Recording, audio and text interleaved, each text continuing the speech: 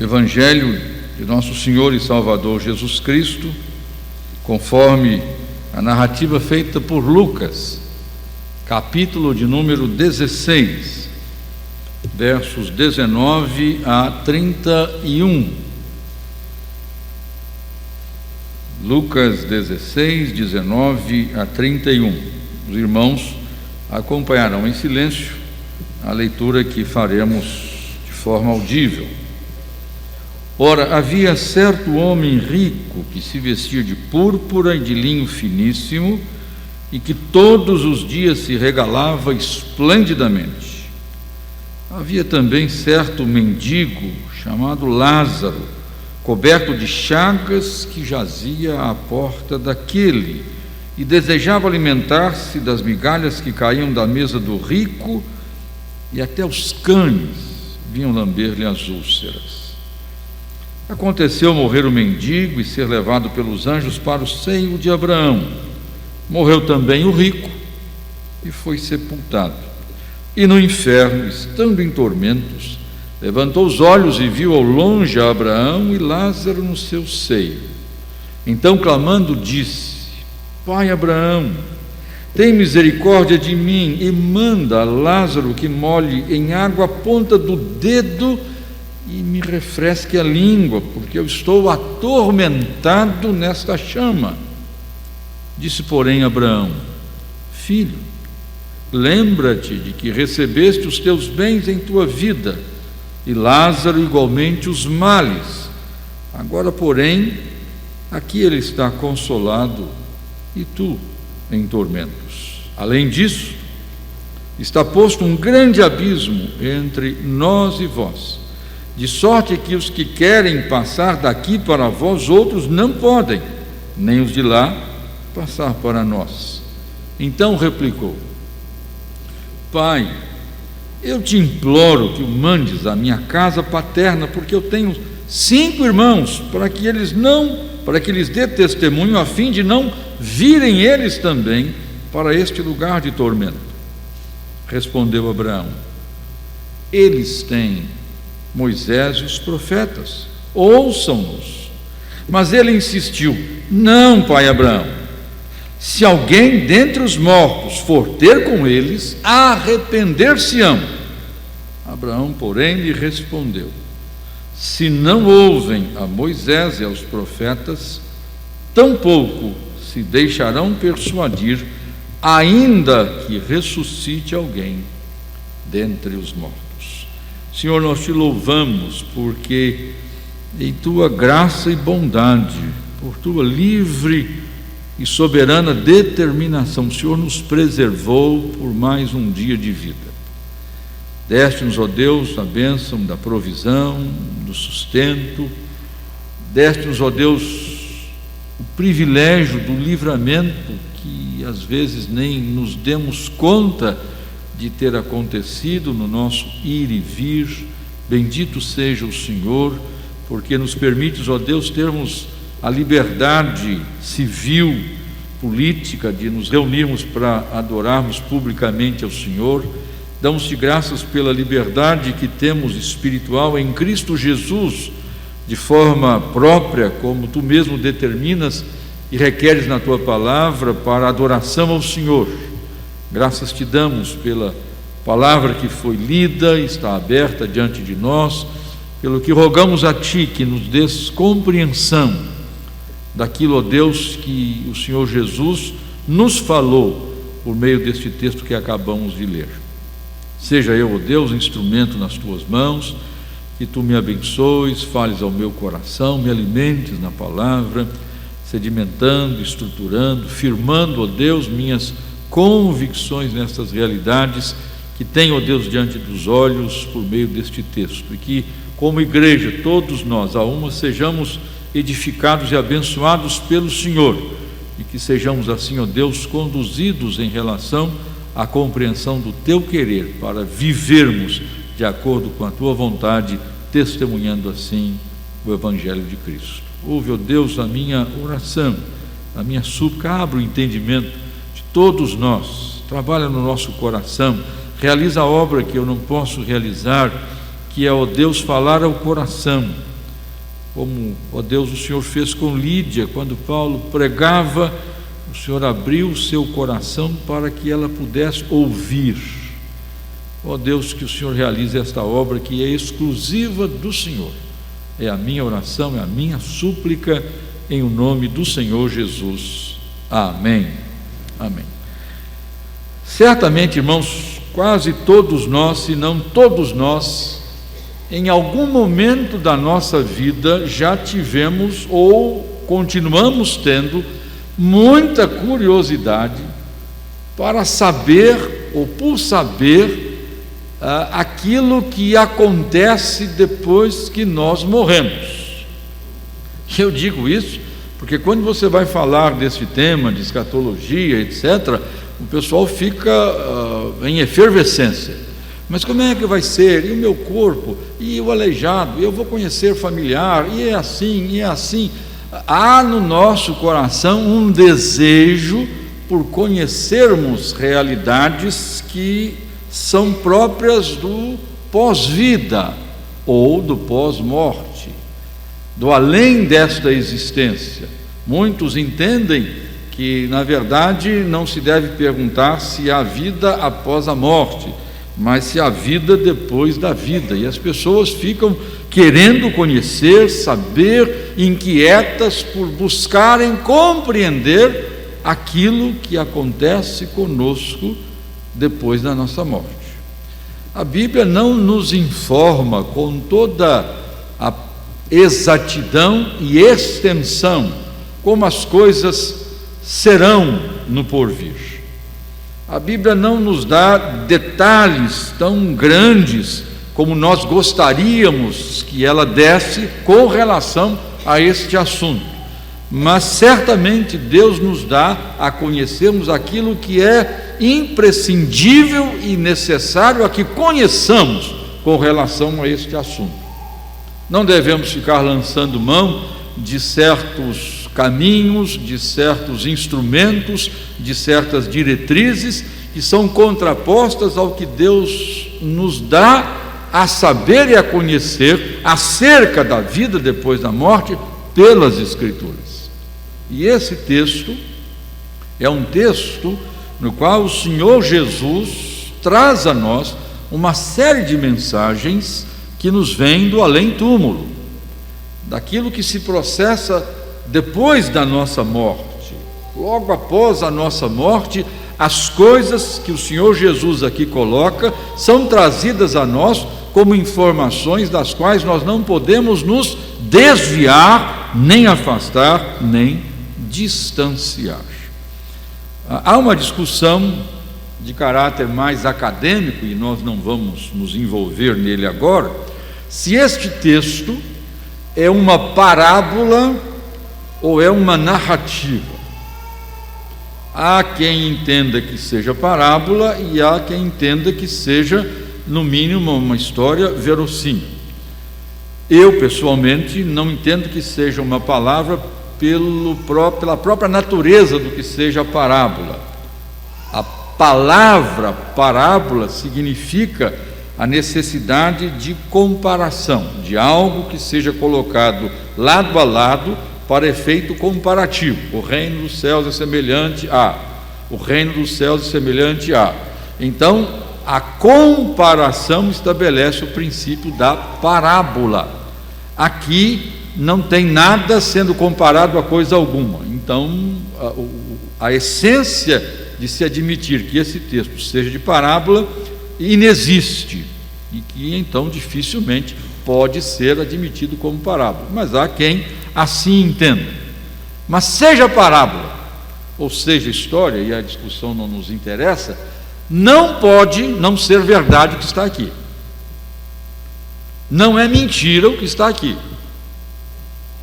Então, sendo parábola ou sendo uma história verossímil, o que está aqui é fato. O que está aqui é verdade, dito pelo Senhor Jesus. E como Ele nos disse, não pode ser de caráter mentiroso. Não pode ter qualquer laivo de mentira naquilo que o Senhor Jesus disse, falou e ensinou, seja por parábola ou seja por narrativa. O que nos interessa é saber isto, que o que ele disse é fato, que o que ele disse é verdade, que o que ele disse é realidade. Por isso, algumas mensagens que nós temos aqui, que nos vêm do além-túmulo, são preciosíssimas. E nesta noite nós vamos pensar pelo menos 4 dentre várias mensagens que temos do além-túmulo neste texto. E a primeira mensagem do além-túmulo que temos aqui, e que é ensinada pelo Senhor Jesus, que é apresentada pelo Senhor Jesus, que é trazida a nós pelo Senhor Jesus, é esta: de que na nossa condição de vida no além, a comunicação entre vivos e mortos é inadmitida. Ou seja, a nossa condição de vida no além faz com que a possibilidade entre a comunicação de quem morreu e quem está nesta existência seja impossível. Não há, portanto, comunicação entre vivos e mortos. O Senhor Jesus deixa na narrativa isso de forma absolutamente clara, quando ele deixa para Lázaro, e evidentemente para nós, claro o fato de que não é possível a ele retornar para trazer qualquer tipo de comunicação aos seus familiares que haviam ficado aqui. Ele insiste, ele insta, ele implora, ele roga, mas lhe é negada a possibilidade de voltar para trazer algum tipo de contato com os seus familiares que estavam aqui. Vejam bem, eu estou falando de alguém que está morto, e nesta condição de morto vem a manter relação ou comunicação com quem está vivo. Um outro Lázaro, que não é este aqui, evidentemente, Lázaro, irmão de Marta e Maria, ressurreto, havendo voltado ao mundo dos vivos pela ressurreição, pôde evidentemente falar de alguma coisa que lhe havia acontecido depois da morte, mas ele não estava na condição de morto. Então é diferente. Há, infelizmente, aqueles que entendem que é possível alguém que já tenha morrido estabelecer contato e comunicação com quem esteja vivo. Insistem neste fato, mas o texto aqui é absolutamente claro em estabelecer o fato desta impossibilidade. E mesmo quando se possa aventar a ideia de alguém voltar, porque ele pede para retornar, ele não está pensando absolutamente em qualquer forma de comunicação na sua condição de alguém que já morreu, de um espírito, numa expressão ligada à visão kardecista, desencarnado. A ideia que subjaz no texto não é a de reencarnação, de voltar ou o espírito retornar, mas sim de ressurreição. Mesmo com essa possibilidade, o texto é claro: ainda que alguém ressuscite de entre os mortos, não se cogitava, não se pensava, não se imaginava no pressuposto de reencarnação ou de comunicação de um espírito de alguém que estivesse morto, mas sim de que aquele indivíduo que havia morrido ressuscitasse para vir ter com os seus familiares. E o texto é claro: ainda que alguém ressuscite, eles não vão acreditar, eles não vão crer. E de fato, até o outro Lázaro que morreu, quiseram matá-lo e muitos não acreditavam no seu testemunho. Então, de fato, o que o Senhor Jesus coloca aqui é verdade. Mas alguém pode dizer assim: mas não é isto que a experiência nos ensina, não é isto que a experiência de muita gente atesta. A experiência de muitas pessoas atesta o fato de que é possível que o espírito de alguém que morreu entre em contato e comunique-se com quem esteja vivo. As sessões espíritas kardecistas, eu vou abrir um parênteses aqui, não vamos tratar de cultos afros como Umbanda e Quimbanda, porque lá não se trata de espíritos de pessoas que morreram, lá são chamados deuses ou encantados. Então é uma situação um pouco diferente. Na Umbanda e na Quimbanda ou no Candomblé não se fala de reencarnação, se fala de manifestação de Deus, o Deus da água, Deus da floresta, Deus disso, Deus daquilo e Deus daquilo outro. Então é um pouco diferente a concepção aí. Mas a visão kardecista, ela vai ensinar categoricamente esta possibilidade. Em uma determinada sessão, ser invocado um espírito, e este espírito de alguém que morreu assumir uma pessoa na sua condição mediúnica, de médium, para que possa se manifestar, trazendo alguma comunicação aos que estão vivos. O que nós temos que dizer é que, em muitas vezes, estas sessões são realidade, mas não são necessariamente verdade. Então, nem todas as manifestações lá são reais. Muitas não são reais, ou são simuladas, como embuste, etc. Muitas delas são reais, mas nenhuma delas, à luz das Escrituras, é verdadeira, porque realidade e verdade não são coincidentes, não são idênticas, não são a mesma coisa.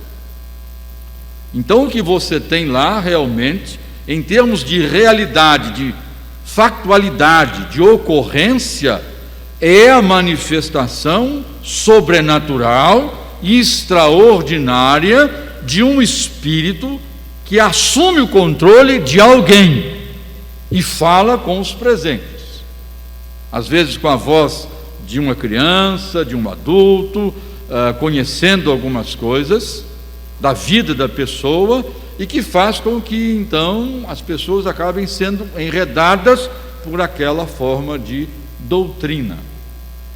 Mas o que se processa ali não é a verdade. O espírito que se manifesta ali não é o espírito humano daquela pessoa a que se refere. A Escritura vai chamar isso de espírito familiar, ou de espíritos familiares. Por quê? Porque esses espíritos familiares, que na verdade a Escritura vai nominá-los também como demônios, eles conhecem muito bem toda a estrutura da família. Por isso é que às vezes ocorre daquele acidente grave em que uma criança de 4, 5, 6 anos é ceifada, os pais com o coração estraçalhado ficam saudosos, desejosos de saber, e alguém então informa que em determinado lugar manifestou-se uma criança que está querendo, porque os pais estão tristes, e então começa todo esse processo de envolvimento. E naquela determinada reunião ou sessão, de repente uma voz de criança feminina fala, os pais já estão com o coração angustiados, aflitos, desejosos de ouvir, e então dizem a minha filha, mas é realmente a filha dele, sabe por quê?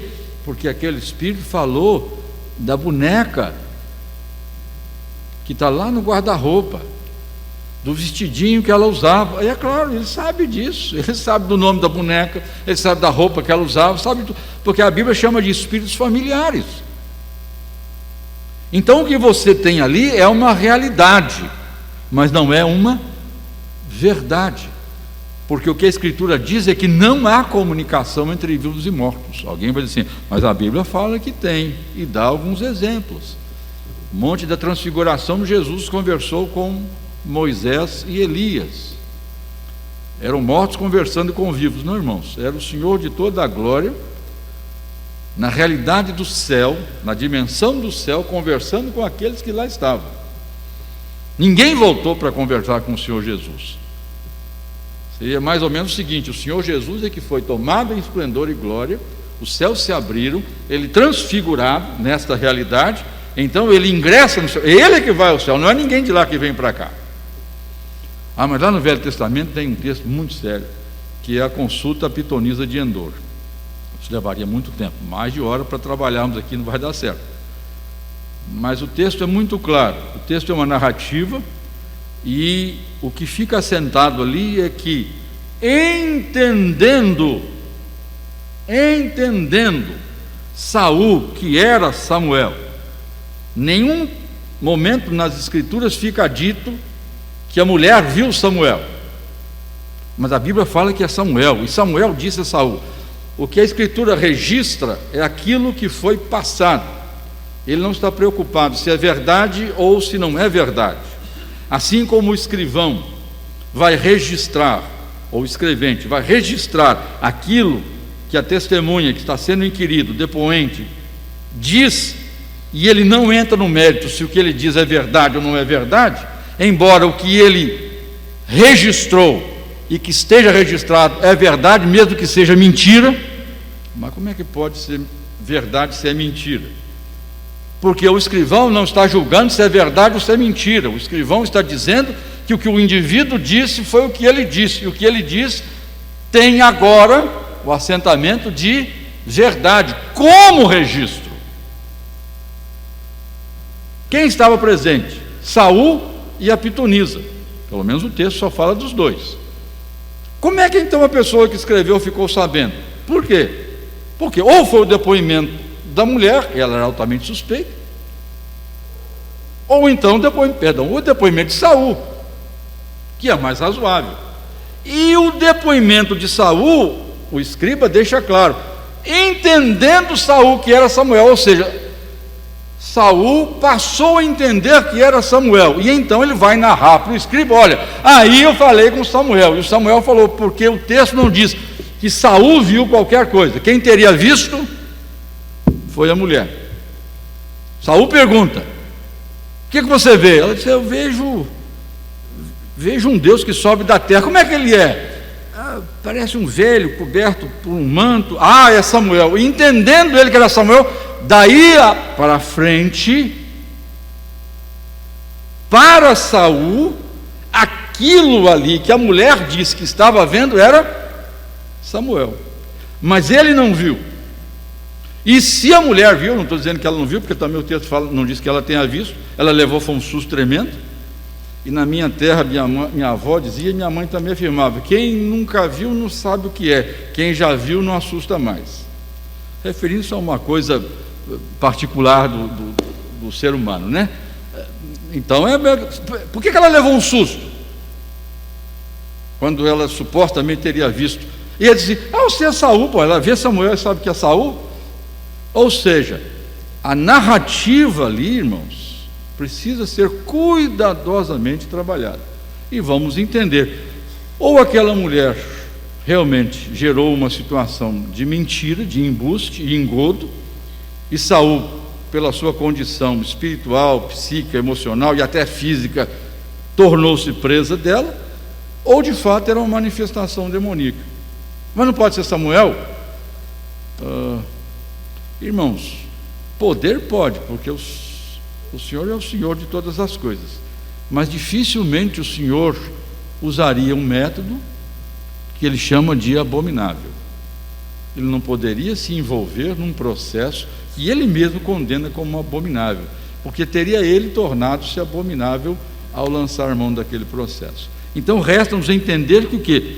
Toda a Escritura aponta para o fato da impossibilidade da relação, da comunicação entre vivos e mortos, como o texto aqui nos deixa claro. Então essa é a primeira mensagem do além-túmulo que nós precisamos saber: não há comunicação entre vivos e mortos. Morreu, vai restar apenas a lembrança, a saudade, e coisas desta ordem, mas não há mais comunicação entre vivos e mortos. Definitivamente Ele não vai falar com você, muito menos puxar o lençol da sua cama. Segunda mensagem do além-túmulo: a condição da nossa vida no além é inalterável. A nossa condição de vida no além deixa claro a impossibilidade de comunicação entre vivos e mortos. A nossa condição de vida no além é inalterável, ou seja, significa que aquela realidade na qual nós entrarmos imediatamente após a nossa morte será permanente, será a mesma, não sofrerá nenhum tipo de alteração. Vejam que o texto também é claro neste sentido, de uma forma bastante interessante. O rico vai pedir a possibilidade de Lázaro molhar a ponta do dedo. Que coisa extraordinária, né? A aflição é tão grande, a ponta do dedo na água e encostar na língua, só para mitigar um pouquinho aquela sede terrível. Então a palavra que ele recebe é o seguinte: olha, existe um abismo intransponível, um abismo posto entre nós e vós, de sorte que os que estão aqui não podem passar para lá. Não sei se iam querer passar também, né? Mas os que estão aqui não podem passar para lá, e nem os que estão aí passar para cá.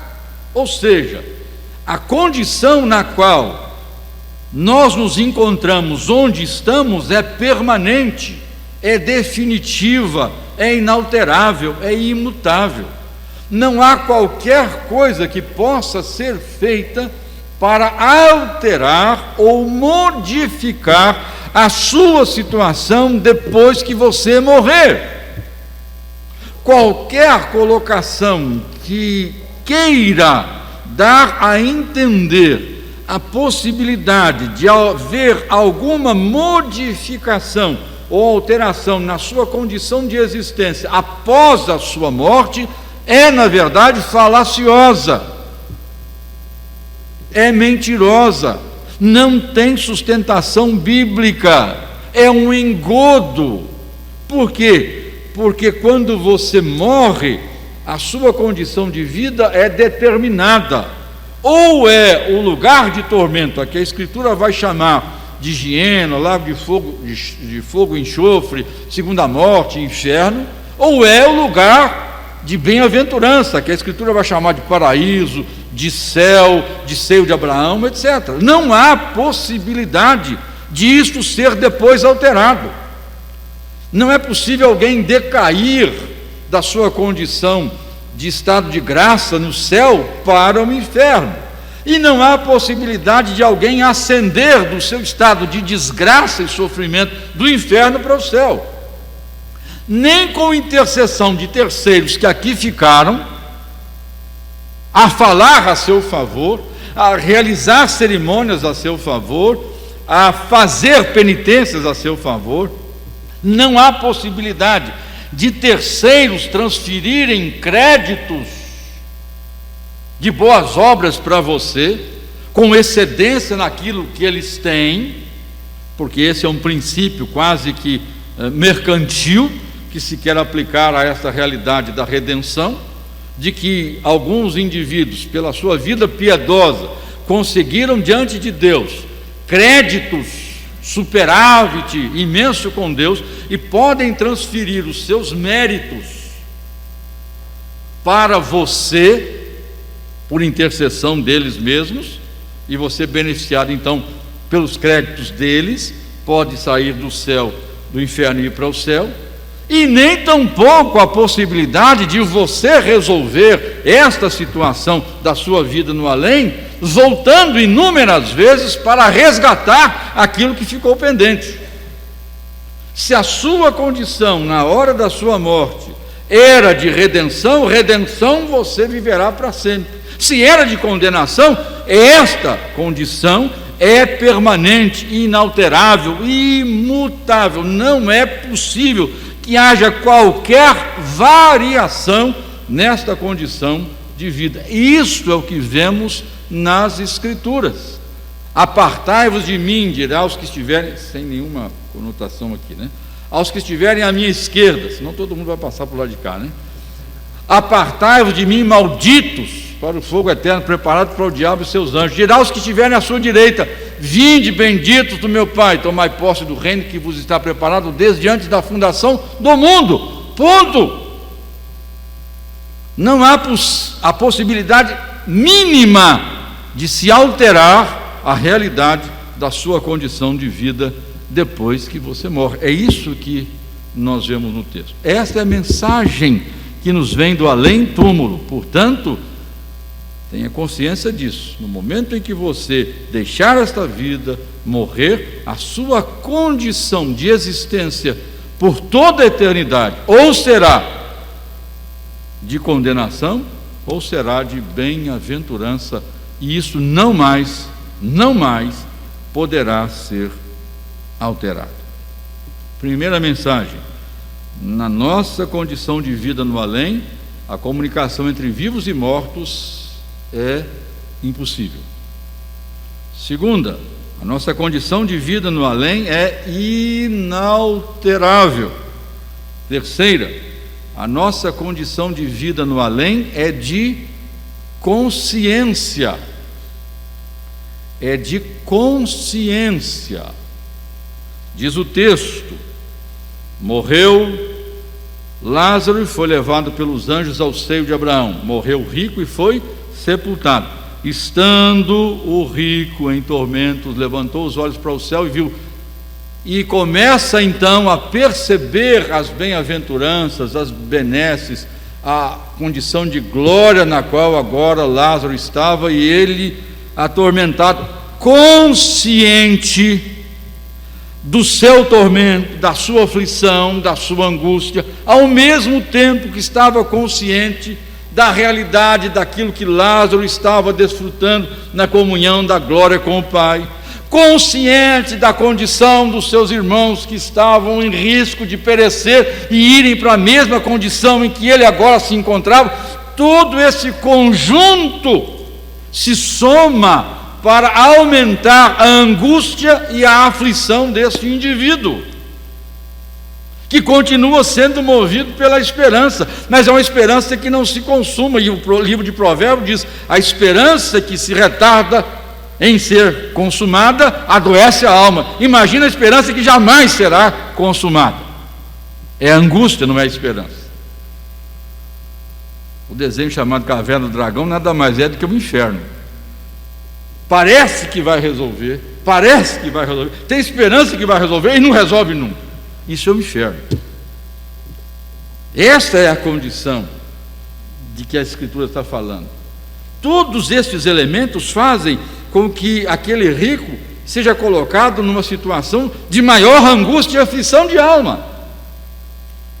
Alguém pode ser mais angustiado no inferno do que outros? A Escritura vai falar de galardão da injustiça, uns vão receber mais açoites, outros menos açoites, assim como no céu alguém vai receber galardão dessa ou daquela maneira.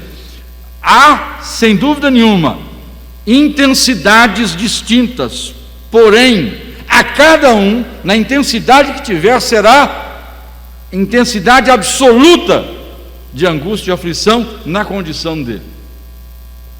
E o que nós vemos, irmãos, é este fato, de que seja no céu ou seja no lugar de tormento, ambos estão conscientes.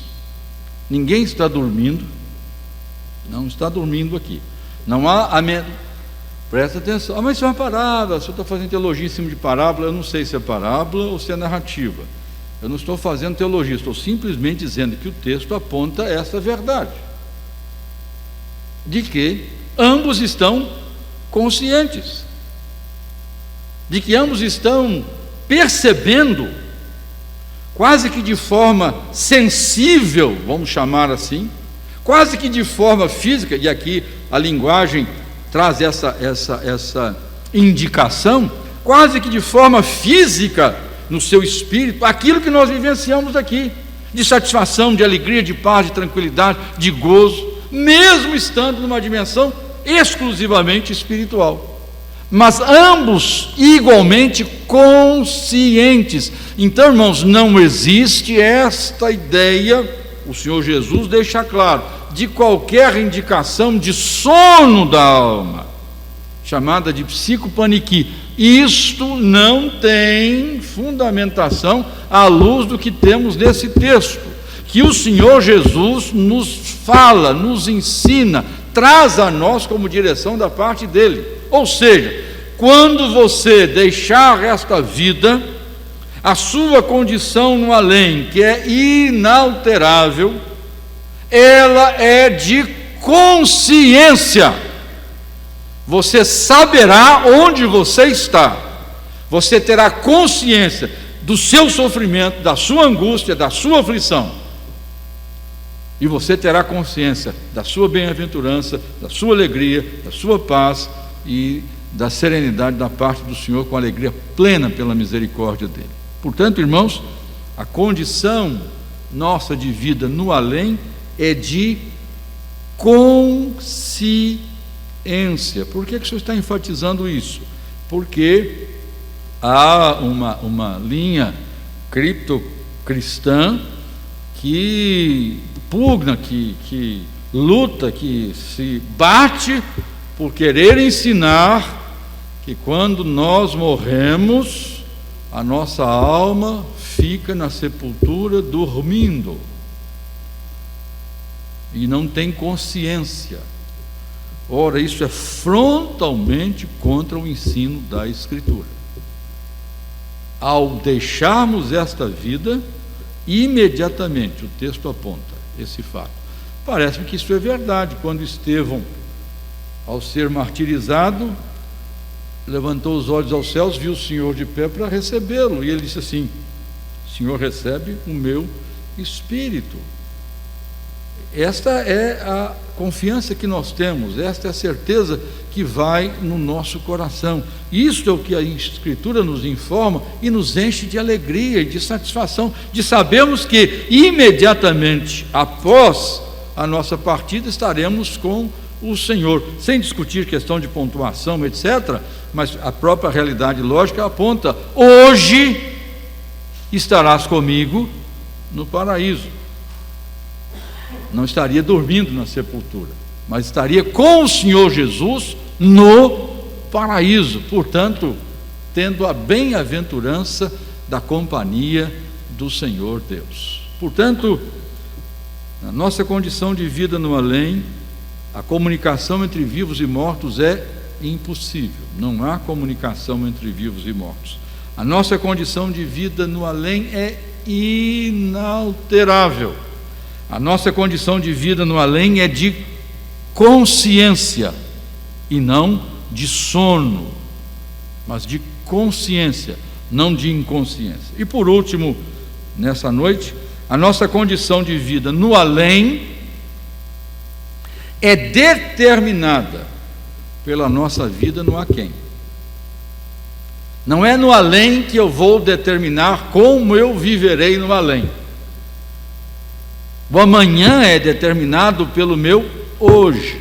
O meu depois é determinado pelo meu agora. O meu além é determinado no meu aquém. A realidade da minha maneira de existir e de viver depois da morte, ela se estabelece antes da morte.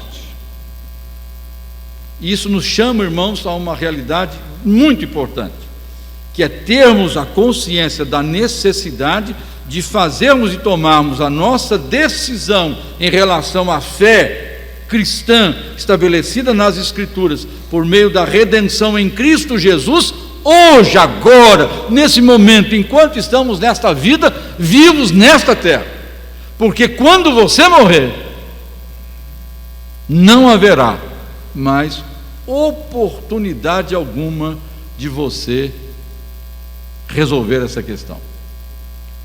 Mas onde é que o senhor vê isso no texto? Porque, irmãos, algumas indicações aqui são muito interessantes. Primeiro, qual é o nome do rico desse texto? Ele não tem nome. Que rico não tem nome, gente? Como é que rico não tem nome?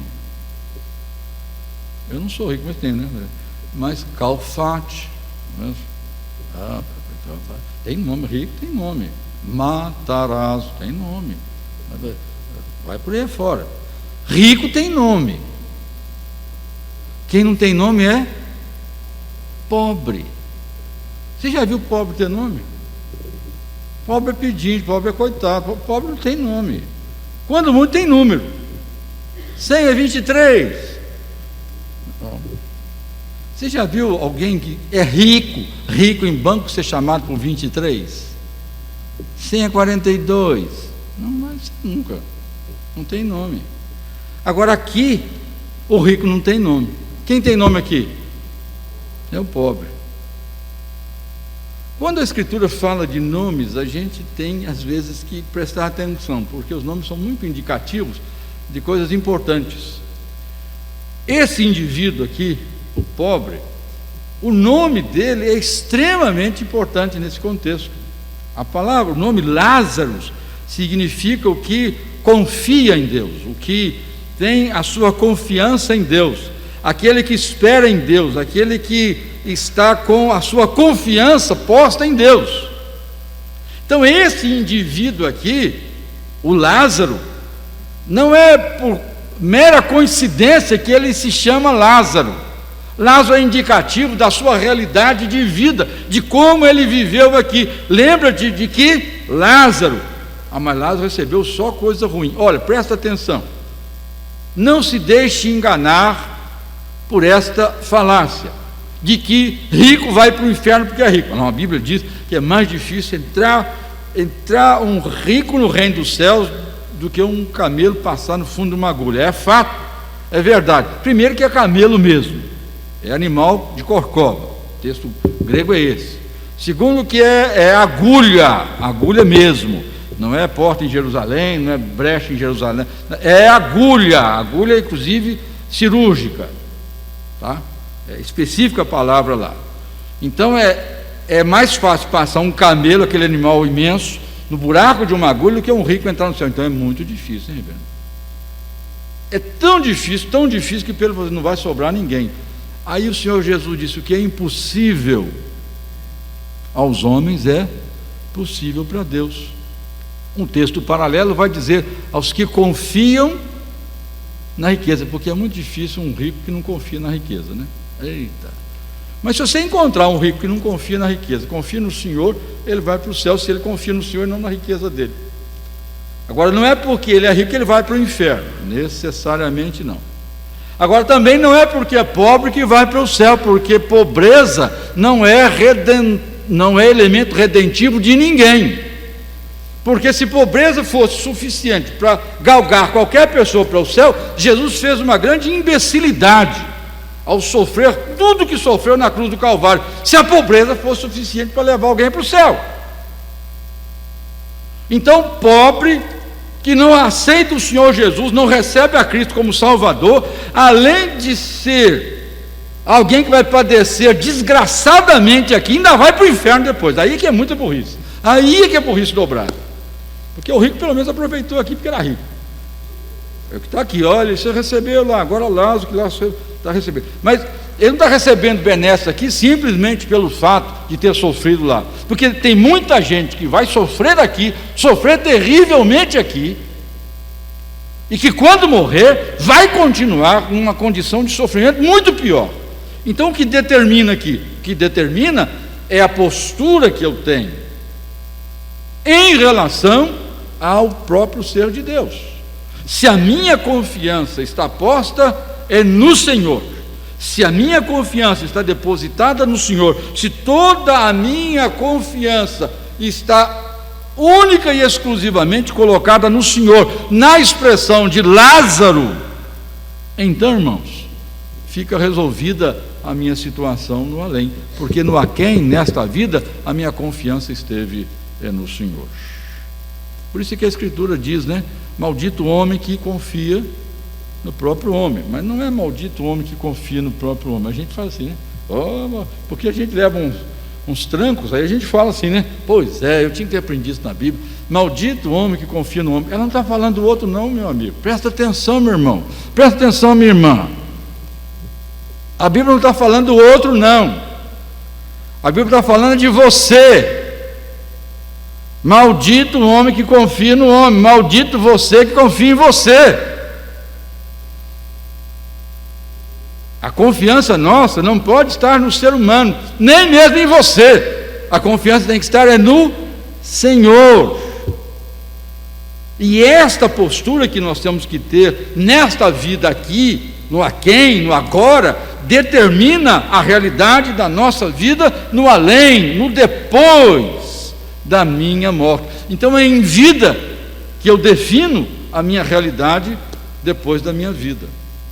É aqui, neste mundo, que eu defino a realidade da minha vida na eternidade.